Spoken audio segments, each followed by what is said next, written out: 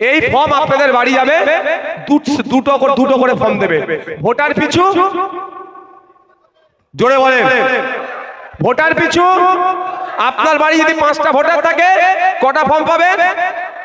আচ্ছা, এবার যেই 10টা ফর্ম দেবে ওনারা একটা রেজিস্টার্ড খাতা নিয়ে আসবে, আপনি ফর্ম পেয়েছেন ওখানে সই করবেন। যতক্ষণ না ফর্ম পেয়েছেন সই করবেন না, বলবেন আগে ফর্ম দাও, আগে নেবেন তারপরে সই করবেন। বারবার বলছি সতর্কতা থাকতে হবে, সতর্ক থাকতে হবে। ফর্ম নেবেন সই করবেন, ফর্ম নিয়ে চেক করে নেবেন। এই দেখুন ওপরে দেখুন 4টে 5টা ঘর আছে একদম একদম ভারতের নির্বাচন কমিশন লেখা থাকবে, তারপরে এটার নাম হচ্ছে গণনা ফর্ম। এখানে কোথাও সিটিজেনশিপ প্রমাণের ফর্ম লেখা নেই, এটা কি নাম আছে? গণনা ফর্ম। গণনা ফর্মের নিচেই দেখবেন আপনার এলাকার যিনি বুথ লেভেল অফিসার তার নাম লেখা থাকবে, তার ফোন নাম্বার। অলরেডি আপনাদের কাছে আমি কাগজ পাঠিয়ে দিয়েছি, আমার যারা অঞ্চল নেতৃত্বরা আছে বুথে বুথে পৌঁছে গিয়েছে, কে অরিজিনাল বিএলও আর তার ফোন নাম্বার সেটার সাথে মিলিয়ে নেবেন। কারণ তৃণমূল কংগ্রেসের আমলে অসত্য বলে কি মানে প্রক্সি বলে ডুপ্লিকেট, এরা এমন কোন জায়গা নিজে করবে না। এদের আমলে লাশ যদি বিক্রি হয়ে যেতে পারে, এই তৃণমূলের আমলে মহিলাদের সাথে খারাপ নোংরামি করে, মৃত মহিলাদের সাথে নোংরামি করে ভিডিও যদি এরা বিক্রি করতে পারে, এরা দুর্নীতি এমন কোন জায়গা নেই যেটা করবে না। বাপ বেঁচে আছে, বাপকে মৃত দেখিয়ে মাকে বিধবা দেখিয়ে এরা বিধবা ভাতা তুলে খাওয়ালো, এরা আপনার সাথে দুর্নীতি করবে না আমি বিশ্বাস করি না। ঠিক আছে, তাহলে ওর না প্রথমে কি থাকবে? একদম নাম, ফোন নাম্বার। আপনাদের কাছে যে লিস্ট আছে মিলিয়ে নেবেন। তারপরে কি দেখবেন? এই দেখুন আপনাদের হাত থেকে এটা কি সাইড হচ্ছে? লেফট সাইড তো নাকি? লেফট সাইড থেকে শুরু করবেন। এখানে আপনার ডিটেলস থাকবে, আপনার নাম থাকবে, আপনার এপিক নাম্বার, আপনার ঠিকানাটা অলরেডি প্রিন্ট হয়ে আসবে। দ্বিতীয়টা কি থাকবে? আপনার পার্ট নাম্বার, আপনার শ্রমিক সিরিয়াল নাম্বার, তারপরে আপনার পার্ট নাম্বার, আপনার বিধানসভা, এটা প্রিন্ট হয়ে আসবে। তারপরে একটা স্ক্যান থাকবে, এটা স্ক্যান প্রত্যেকের আলাদা স্ক্যানার থাকবে এখানে, এটাতে এর ডিটেইলসটা দেয়া থাকবে। তারপরে দেখুন একটা ছবি দেখতে পাওয়া যাচ্ছে না? অলরেডি আপনার ভোটার কার্ডে 2025 এর ভোটার কার্ডে যে ছবিটা দেওয়া আছে ওইটাও এতে প্রিন্ট হয়ে আসবে। তারপরে লাইনটা দেখতে পাওয়া যাচ্ছে ফাঁকা ঘর আছে, এখানে আপনাকে আপনার একটা নতুন ফটো দিতে হবে, রিসেন্ট পাসপোর্ট সাইজ ফটো। তবে ওই ফটো ব্যাকগ্রাউন্ড কি হবে? সাদা হবে। মাথায় থাকবে? বুঝে আসছে তাহলে? তাহলে এখানে আপনাকে এই পুরো লাইনের মধ্যে কি কাজ করতে হবে? একটাই কাজ। এইখান থেকে এত বড় যে লাইনটা দেখলেন, একটাই কাজ করতে হবে। কি? একটা পাসপোর্ট সাইজ ফটো যার ব্যাকগ্রাউন্ডটা সাদা, সেটাই শুধু লাগাতে হবে। তাহলে এই প্রথমের পর্বটা শেষ। এটা পার্ট 1 ধরুন, পার্ট 1 এর পর্ব শেষ। আমি এটাকে 4টে পার্টে ভাগ করেছি আপনাদের বোঝানোর সুবিধার্থে, যাতে আপনারা ভয় না পান, আতঙ্কিত না হন। এটাকে আমি আমার মতো করে 4টে পার্ট করেছি। উপরে বসো। 4টে পার্ট করেছি। এবার আসা যাক কি হবে। আপনারা ফার্স্ট পার্ট বুঝলেন, সেকেন্ড পার্ট আসছে। দেখুন এখান থেকে এত পর্যন্ত সেকেন্ড পার্ট, মানে হচ্ছে আপনার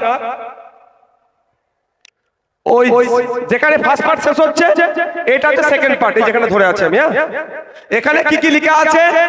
আপনার জন্ম তারিখ, মাস, সাল আছে ভাই, আপনি এতে দিলেন। তারপরে কি আছে? আধার নাম্বার। যদি আধার নাম্বার আপনি দেবেন, নাও দিতে পারেন, ঐচ্ছিক বিষয়, অপশনাল। আপনি দিতে পারেন, নাও পারেন। আমি বলবো আপনি দেন। আমি ভারতীয়, আমার ভয় কিসের ভাই? আপনি দেন। তারপরে আপনার মোবাইল নাম্বার দেওয়ার কথা আছে, পিতা বা অভিভাবকের নাম লেখার জায়গা আছে, লিখবেন। তারপরে দেওয়া হচ্ছে কি? পিতা বা অভিভাবকের ভোটার কার্ডের এপিক নাম্বার। ভোটার কার্ডের এপিক নাম্বার হয় আপনারা জানেন? এপিক নাম্বারটা কোথায় থাকে? এক মিনিট। এটা আমার ভোটার কার্ড, দু রকম ভোটার কার্ড আছে ভাই অনেকের। আমি এটা কি পিভিসি বলে কি বলে তো ভাই? হ্যাঁ পিভিসি, আর নরমালও আছে। আমার ছেলেটা একটু তো পাকা ছেলে, বলে আপনার এরকম করে দেন, তাই করে দে। তো এখানে দেখবেন এইটা হচ্ছে এপিক নাম্বার, ছবির মাথাতেই থাকে এই নাম্বারটা। অনেকের আছে দেখলেন, ঠিক আছে? আপনাদের কি বললাম, দিলেন এপিক নাম্বার দিলেন, তারপরে মায়ের নাম, মায়ের ভোটার কার্ডের এপিক নাম্বার। এখানেও বলা আছে যদি এপিক নাম্বার না থাকে দেওয়ার প্রয়োজন নেই। যদি এপিক নাম্বার না থাকে বাবা বা মায়ের দেওয়ার প্রয়োজন নেই, থাকলে দেবেন। এবার আসা যাচ্ছে কারো স্ত্রী থাকলে সে নামটা লিখতে হবে, তার এপিক নাম্বারটা দিতে হবে। কারো স্বামী আছে, তার নাম, তার এপিক নাম্বার। এবার যাদের বিয়ে হয়নি তারা স্বামী স্ত্রীর ঘরটা পূরণ করবে নাকি? হ্যাঁ, পূরণ করার দরকার নেই। এবার আসল খেলায় আসছে, তাহলে এই পার্টটা হয়ে গেল।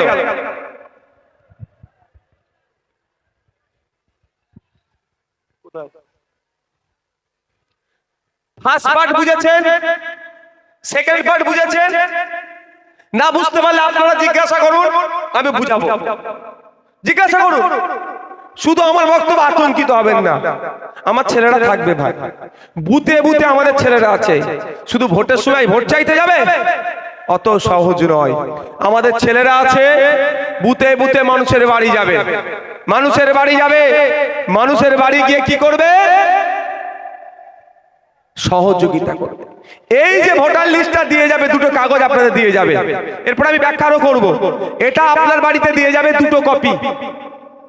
আপনারা এটা কিন্তু যত্ন করে রাখবেন ভাই। এই দু কপি যখন পাবেন, এক সেম দু কপি হবে, আপনারা আগে এটাকে 2-4 কপি জেরক্স করে নেবেন। অরিজিনালটা সাইডে রাখবেন, অরিজিনাল দুটো জেরক্সের উপরে কি করবেন? ট্রায়াল করবেন। ফর্ম ফিল আপটা জেরক্সের উপরে করবেন। ভুল হয়ে গেলে আবার কি হবে? আবার করা যাবে, কিন্তু খুব দামি জিনিস ভাই এটা। এটাই আপনার ভোট দিতে পারবেন কি পারবেন না নির্ভর হবে। দামি জিনিস, তাই এটাকে একটু যত্ন করে রাখবেন। ফার্স্ট পার্ট বুঝেছেন, সেকেন্ড পার্ট বুঝেছেন, থার্ড আর ফোর্থ দুটো পার্ট বাকি থাকলো। আপনাদের দিক থেকে এটা কি বাম দিক? তো বাম দিক, মধ্যখানে দেখুন একটা দাগ কাটা আছে না, এদিকটা ডান দিক। এটা দুটো পার্ট। বাম দিকে কে ফিল আপ করবে, ডান দিকে কে ফিল আপ করবে। এবার আসা যাক, বলছিলাম 2002 খেলাটা হচ্ছে এবার 2002 সালে যদি আপনার ভোটার লিস্টে নাম থাকে, কি বললাম? 2000 সালে যদি আপনার ভোটার লিস্টে নাম থাকে, তাহলে আপনি 2002 সালের যে কাগজে যা আছে সেম বিষয়টা এখানে ছেপে দেবেন। ওখানে যা আছে, এটা রাইট লেফট সাইডে যা আছে, বানান ভুল থেকে শুরু করে এপিক নাম্বার যা আছে এখানে দিয়ে দেবেন। কিন্তু সেকেন্ড পার্ট যেটা আমি দেখালাম এখানটায়, এখানে কিন্তু আপনার 2002 থাকুক আর নাই থাকুক, ওতে আপনি ভয় করবেন না। এটা কিন্তু সবাইকে ফিল আপ করতে হবে, মাথায় থাকবে তো? এই জায়গাটা সবাইকে ফিল আপ করতে হবে। এরপরে যখন অপশন এখানে আসছে, যেমন আমার এই বাপ 2002 সালে তো ভোটার লিস্টে নাম আছে, তাহলে এ বাপ কি করবে? আপনাদের দিক থেকে বাম দিকের যে জায়গাটা আছে, নির্বাচকের নাম মানে বাপের নাম, ইনার নাম, বাপ মানে আপনার নামটা কি বাবু? জলিল গাজী, তার নাম লিখবে, এপিক নাম্বার লিখবে। যদি এপিক নাম্বার নাও থাকে 2002 ভোটার লিস্টে, আমার আব্বার ভোটার কার্ডে লিস্টে এপিক নাম্বার আছে, আবার আমার আম্মার এপিক নাম্বার নাই, অনেকের এপিক নাম্বার নাই, আতঙ্কিত হওয়ার দরকার নেই। এপিক নাম্বার দেওয়ার দায়িত্ব আমার না সরকারের? এই ভুল করেছে কে? নামের বানের ভুলটা কে করেছে? সরকার ঠিক করবে, আমাকে আপনাকে চিন্তা করতে হবে না। নামের বানানের ভুলের জন্য আতঙ্কিত হবেন না, সরকারকে আমরা টাকা দিয়ে রেখেছি, ওকে ঠিক করতে হবে। না হলে কি হবে? আইনের লড়াই করব, মাঠে ময়দানে লড়াই করব, জনগণকে সাথে নিয়ে, মতুয়া থাকবে, দলিত থাকবে, আদিবাসী থাকবে, মুসলমান থাকবে, একসাথে সরকারের কাছ থেকে জবাব নেব। আমি টাকা দিচ্ছি, ইলেকশন কমিশন অফ ইন্ডিয়ার চিফ যে আছে তার মাইনে আমার টাকাতে হচ্ছে, কলকাতার অফিসারের মাইনে আমার টাকাতে হচ্ছে, আর আমার কাগজ তুমি কেন ভুল করবে? আমাকে ভয় দেখাবে কেন? আমি ওদেরকে জিজ্ঞাসা করবো। এরা ভয় দেখাচ্ছে আপনাদেরকে, বোঝার চেষ্টা করবেন। তাহলে কি হবে?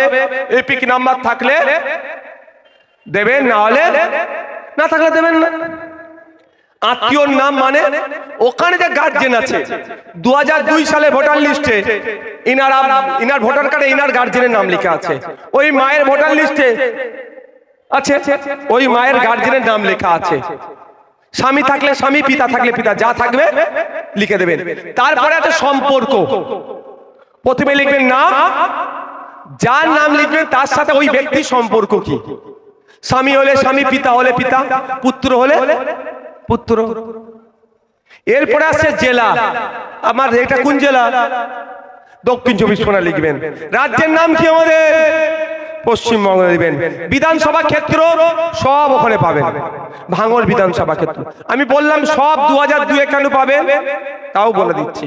এখন মধ্যমগ্রাম বিধানসভা যদি আপনি 2002 লিস্টে সার্চ করেন পাবেন না, কারণ 2002 সালে মধ্যমগ্রাম বিধানসভা ছিল না। তাহলে এগুলো সব বাদ পড়ে গেল নাকি? হ্যাঁ, তখন বারাসাত বিধানসভা কেন্দ্র ছিল। তাহলে 2002 সালে ভাঙড়ের 102 নম্বর মনে হচ্ছে বিধানসভা হবে, 107। তাহলে এখন 148 খুঁজে পাবেন। এখন কত? তাহলে আমি এখানে লিখবো কত? কি নাম লিখবো? বিধানসভা ক্ষেত্র ভাঙড় বিধানসভা ক্ষেত্র নম্বর বলে লেখা আছে, কত লিখবো? 107 লিখবো। এটা তো 2002 এর ভোটার লিস্টের ডিটেলসটা দেবো আমি। ওখানে কত থাকবে? 107 লিখবো। ওখানে অংশ নম্বর আজকের অংশ নম্বরে মিলবে না, তো ওখানে যে অংশ নম্বর থাকবে সেটা উল্লেখ করব। ক্রমিক সংখ্যা 2002 এ যেটা লিখে থাকবে সেটা সেম আমরা এখানে কি করব? ছেপে দেব। যার এই ঘরটা পূরণ হয়ে গেল তাকে পাশের ঘরটা পূরণ করার আর দরকার নাই, কারণ আমি নিজেই তো আমার প্রুফ 2002 এর। এবার হচ্ছে আমার এই যে বাপ, ইনার ছেলে পুলে আছে, মেয়ে আছে, ছেলে আছে, তো ইনার যেহেতু 2002 এর লিস্টে নাম এসে গেছে, ওনার ছেলে ফর্ম ফিল আপ করবে। এবার আমি ওনার ছেলেকে দিয়ে বলি, ওনার ছেলে তো 2002 এর লিস্টে নাম নেই, না থাকাটাই স্বাভাবিক। তাহলে তার ছেলে কি করবে? এখানে যেমন বললাম নিজের সবকিছু দেবে। প্রথম part, second part fill up করলো, থার্ড পার্টটা আর সে ফিল আপ করলো না, কারণ এইদিকে লেফট সাইড যেটা সেটা হচ্ছে 2002 এর ভোটার লিস্টে যাদের নাম আছে। তাহলে কি সে কোথায় লিখবে? সে চলে আসবে আপনাদের দিকে, এটা রাইট সাইড তো, ডান দিক তো, এই ডান দিকে ইনার বাপের ডিটেলসটা যার 2002 এর ভোটার লিস্টে মানে অভিভাবকের নাম আছে। মানে আমি যদি বলি, আমি আমাকে দিয়ে উদাহরণ দিচ্ছি, আমার ডিটেলস এখানে পূরণ করলাম, এবার এই পারে চলে এলাম। এই আমার তো 2002 এর ভোটার লিস্টে নাম নেই, তাহলে আমি বাম দিকটা পুরো হাত দেব না, হাত দেবো কোথায়? ডান দিকটায়। ডান দিকটায় কার অ্যাড্রেস লিখবো? আমার আব্বা 2002 এর ভোটার লিস্টে নাম আছে, আমার আব্বার নাই আমার আম্মার আছে, আমার আম্মার নাই আমার দাদর আছে, আমার দাদর নাই আমার দাদির আছে, ঠাকুমা বলে ঠাকুরদা বা ঠাকুরমা, বাবা মা বলেন বিভিন্ন ভাষাতে। যার আমার অর্থাৎ আব্বা আম্মা দাদু দাদি, এই চারজনের মধ্যে কারো একজনের 2002 এর ভোটার লিস্টে নাম আছে, সেটা কি হবে? এখানটা যা আছে ওই ভোটার লিস্টে সেম ধরে বসিয়ে দেবেন। তারপরে দেখুন এখানে অনেক কিছু লেখা আছে, যে বললাম না নটোরিয়াস ক্রিমিনালটা ভুল বুঝাচ্ছে, এখানে দেখবেন পয়েন্ট দেওয়া আছে। বাম হাতের বৃদ্ধাঙ্গুলের ছাপ আত্মীয়তার ধরন উল্লেখ করুন, একটা পয়েন্ট দেওয়া আছে। তাহলে আত্মীয়তার ধরন উল্লেখ কেন করতে হবে? আমার আত্মীয় আছে কোথায়? আমার রিলেটিভ আছে ব্যাঙ্গালোরে কাজ করছে, তারটা আমি ফিল আপ করেছি, ফিল আপ করে আমি সই করছি। ধরুন আমার বড় ভাইজান এখন ব্যাঙ্গালোরে আছে, তাহলে আমি ফিল আপ করে সই করছি, আমাকে সই করতে হবে। আর আমাকে কি লিখতে হবে? আমার বড় ভাই, বড় দাদা, এই সম্পর্কটা ব্র্যাকেটে উল্লেখ করে দিতে হবে। তাহলে এইটা কাজ হয়ে গেল, কিন্তু এখনো হয়নি। এই যে আপনাকে বেটা 2 কপি ফর্ম দিয়েছে, 1 কপি উনি নিয়ে যাবেন, দুটো ফিল আপ করতে হবে, সেম 1 কপি নিয়ে যাবে।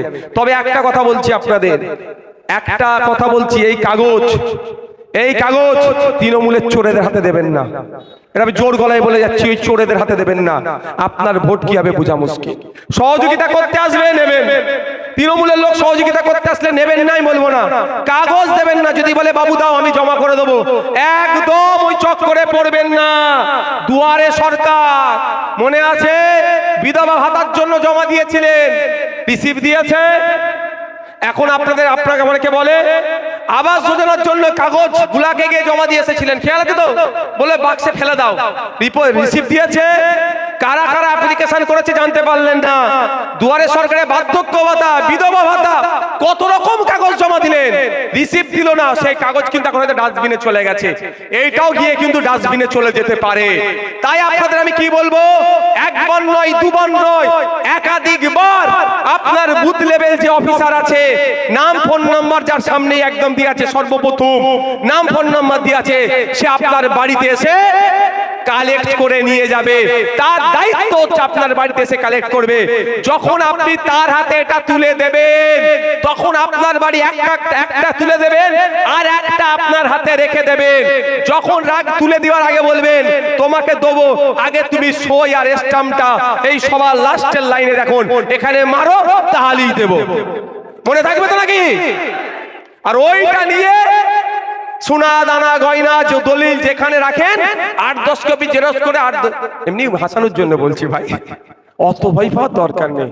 ফোনে একটা দুটো ছবি তুলে রাখলেন, একটা দুটো জেরক্স করে অন্য জায়গায় রাখলেন, রেখে নাকে তেল দিয়ে ঘুমান। কি বললাম? তাকে দিয়ে নাকে তেল দিয়ে ঘুমান। খসড়া লিস্ট পাবলিশ হবে, যদি খসড়া লিস্ট পাবলিশ হয়েছে বাকিটা আমরা বুঝবো, বাকিটা আমরা বুঝবো। আপনার হয়ে লড়াই আমরা করব। মাথায় থাকবে তো নাকি? ভয় কেটেছে তো নাকি গো? বাঘ মেরে ফেলছিল তো নাকি? ওরে বাবা, কি হবে তাহলে? এখন হয়ে গেল তো। এবার প্রশ্ন আসে, বাপেরও নেই, মায়েরও নেই, দাদিরও নেই, দাদারও নেই, কি করব? প্রশ্ন থাকবে। এইরকম অনেক অ্যান্টিক কোশ্চেন আসবে। সব দিলে হজম করতে পারবে তোমরা আজকে? হ্যাঁ, হজম করতে পারবে? গুলিয়ে ফেলবে না তো? আমি একটা কথা বলছি, হ্যাঁ আমিও খালি পেটে আছি, সকালে একটু ফল খেয়ে বার হয়েছি, তা আমারও কষ্ট হচ্ছে। আমি একটা কথা বলি আপনাদের, সবার হাতে আমি হাত জোর করে দাবি একটা কথা বলছি, ফর্মটা নেবেন, আগে 2-3টে জেরক্স করবেন। ওই বাচ্চা ছিঁড়ে ফেলেছে ফর্ম, পিচ্ছাপ করে ফেলেছে, এরকম হয় না? ইঁদুরে খেয়ে ফেলেছে, ও কাজ না হয়। এই দুটো ফর্ম আপনারা আলাদাভাবে রাখবেন। এবার আপনাদের বলি, কারো কি বলে আপনার নাম নাই, বাপের নাম, মায়ের নাম, দাদুর নাম, দাদির নাম, 4টেই নাও থাকতে পারে, 4টেই নাও থাকতে পারে। তো তারা কি ফিল আপ করবে না? তারা ফার্স্ট এই দেখুন, এই পার্টটা ফিল আপ করুন, এই পার্টটা ফিল আপ করুন। কারণ ও পার্টে কি দেওয়া আছে, হয় 2002-এর যাদের নাম আছে তারা বাম দিকে, তাদের আত্মীয় 2002-এ না থাকলে তাদের আত্মীয়র কারো হবে, কিন্তু এখন আত্মীয় খুঁজে পাচ্ছি না, তাহলে কি ফর্মটা ফিল আপ করবো না? একদমই ভুল কাজ করবে না। প্রথমে first part, second part. First পার্টের একটাই কাজ, কি? একটা ছবি অ্যাটাচ করা। ব্যাকগ্রাউন্ডটা কি হবে? সাদা হবে। সেকেন্ড পার্টের কাজ কি? আমার 2025 সালের ভোটার লিস্টে ভোটার কার্ড আছে তো, যেটা আছে সেটা ছেপে দিও। 2-3টে এক্সট্রা বিষয় আছে। আমার স্ত্রী থাকলে তার নাম লিখবো, যার কারো স্বামী থাকলে তার নাম লিখবে, তার ডিটেলস, আধার নাম্বার আর ফোন নাম্বারটা। এবার আসা যাক, কারো নাই কাগজ, সে কি করবে? শুনে নিন। ডকুমেন্টস তো অনেক কিছু দিতে হবে, ডকুমেন্টস লাগবে সে বলবো, কিন্তু তার প্রথম কাজ কি হবে? সেকেন্ড পার্টটা পুরোপুরি ফিল আপ করা। ফিল আপ করে সেও যখন জমা দেবে রিসিভ রাখবে। এবার আপনাদের বলি, অনেক ভুল বুঝানো হচ্ছে। আধার কার্ডটাও প্রযোজ্য হবে। আধার কার্ডটাও প্রযোজ্য হবে। তিনটে পার্টে নিয়ম হয়েছে। 1987 সালের আগে যাদের জন্ম তাদের জন্য কিছু ডকুমেন্টস চাইছে। 1987 থেকে 2004 মধ্যে যাদের জন্ম তার ডকুমেন্টস সহ তার বাবা বা মায়ের মধ্যে একজনের ডকুমেন্টস লাগবে। 2004 পরে আরেকটু আছে। আমি আপনাদের বলবো কোনো ঘাবড়ানোর বিষয় নাই। আমাদের প্রত্যেকের হয় বাপের নালে মায়ের দয় দাদর নালে দাদির আছে। এটা প্রায় 80 থেকে 90% মানুষ এই ফর্মটা সহজেই আমরা ফিল আপ করতে পারবো। এই